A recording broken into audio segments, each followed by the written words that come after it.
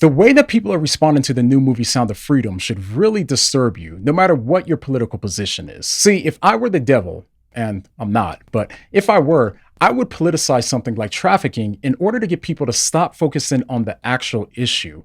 Here's what I mean by that. If you haven't seen, the new and highly successful movie Sound of Freedom has surprisingly been getting a lot of pushback, and some critics have been ascribing the success of the movie to its apparent appeal to right-wing conspiracy theorists. As Yahoo News says, many are amazed by Sound of Freedom as an indie film from an indie distributor breaking through at box office. Ticket sales have been fueled by right-wing groups, and Angel Studios has stoked its faith-based core base. And as you may have heard by now, CNN and others have had their complaints as well. And this film is being marketed to either specific QAnon believers or to people who believe all of the same tenets as QAnon. Rolling Stone took the same tactic in the review of the movie, saying Sound of Freedom is a superhero movie for dads with brainworms and described it as, quote, a QAnon-tinged thriller about child trafficking designed to appeal to the conscience of a conspiracy-addled boomer. And when it comes to the movie being propaganda or QAnon adjacent, those claims seem obviously false on the face of it. As I even said in the last video, one thing that I liked about the movie was that it wasn't political, it wasn't about the right or left, instead it was just about the children. In addition, the movie was made and filmed before QAnon was even a thing, and the movie's based on the true story of a rescue mission that we have the actual footage of. In Colombia, the police had help from an American who went undercover to rescue the children. Colombian special operatives stormed the party, arresting 5 suspects. But given that this movie is already being used as a political talking point by both sides, I believe that these political takes have largely been doing more harm to the original purpose of the film, which was to bring attention to the horrors of trafficking so that way we could all collectively put an end to it. The reason I say that is because if you think back to all of the major political issues that we've had over the last 5 years, from COVID to wearing masks to global warming to racism, all the way to gender issues, political parties have been extremely successful in using all of these topics as fuel for their political party. And not only that, but they always do so in a similar way. Because what happens is that one side will bring up an issue that they feel like the other side is ignoring. They complain about the other side, and then the other side takes offense and responds in kind while also taking the issue just a little bit further in the opposite direction. Then the original side responds by returning the blame and offense and accuses the other side of being the actual source of the issue. And they also respond with a counterposition that goes even further in the opposite direction. And of course, when this happens, the original side responds by doing the same, and so on. But as both sides continue to react to each other, they become more and more hostile to one another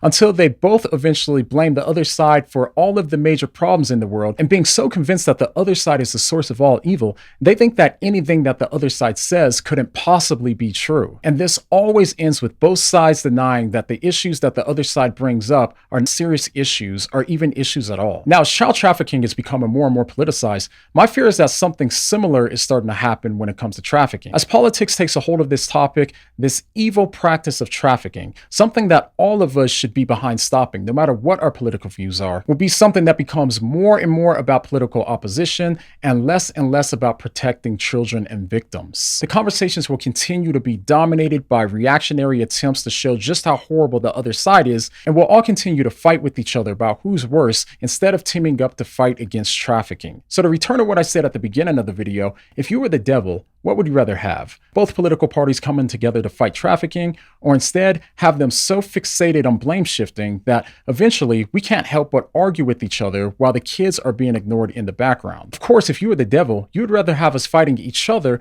rather than fighting the problem of trafficking. And when this happens, the only ones who really lose in this situation are not conservatives or liberals, but instead, it's the children. Now, don't mistake what I'm saying here. Don't get me wrong. There are legitimate political issues that might have contributed to the problem.